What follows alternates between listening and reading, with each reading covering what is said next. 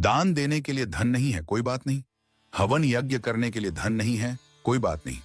भंडारा करने के लिए धन नहीं है, कोई बात नहीं।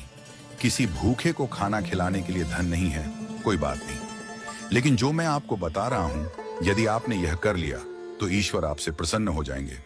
एक बार की बात है, एक गरीब महिला बस में चढ़ी।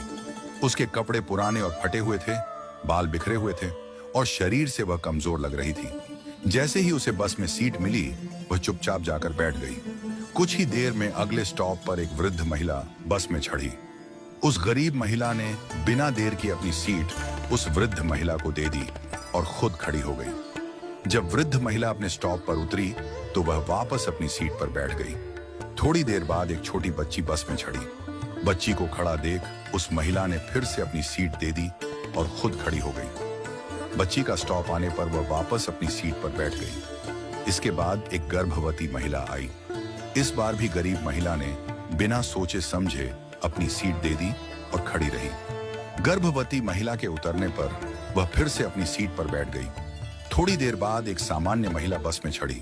वह न वृद्ध थी, न बच्ची, न गर्भवती, पूरी तरह स्वस्थ लग रही थी। फिर भी गरीब महिला ने अपनी सीट छोड़ दी और उस महिला को बैठा दिया। यह सब देखकर बस में बैठी एक अन्य महिला, जो एक अध्यापिका थी, बहुत आश्चर्यचकित हुई।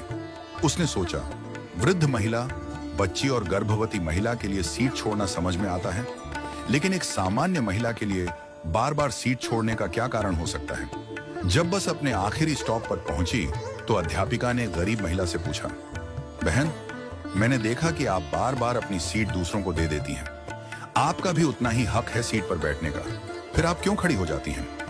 गरीब महिला मुस्कुराई और बोली, मैडम, मैं दूसरों के घरों में बर्तन साफ करती हूँ, खाना बनाती हूँ, झाड़ू पोछा करती हूँ। मेरे पास अधिक धन नहीं है कि मैं किसी को दान दे सकूं, भंडारा कर सकूं, हवन यज्ञ कर सकूं या किसी भूखे को भोजन करवा सकूं।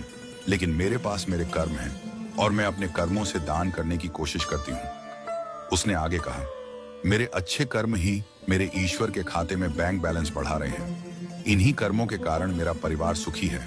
मेरे बच्चे पढ़ाई करते हैं, मेरा पति मेहनती और समझदार है। हमारे पास बहुत अधिक नहीं है, पर जो है उसमें हम खुश हैं।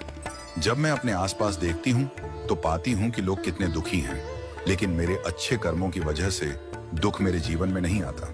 उस महिला की बातों से अध्यापिका की आंखों में आंसू आ गए। उसने कहा, मैं स्कूल में बच्चों को शिक्षा देती हूँ, पर आज असली शिक्षा तो तुमने मुझे दी है। आज से तुम मेरी शिक्षिका हो।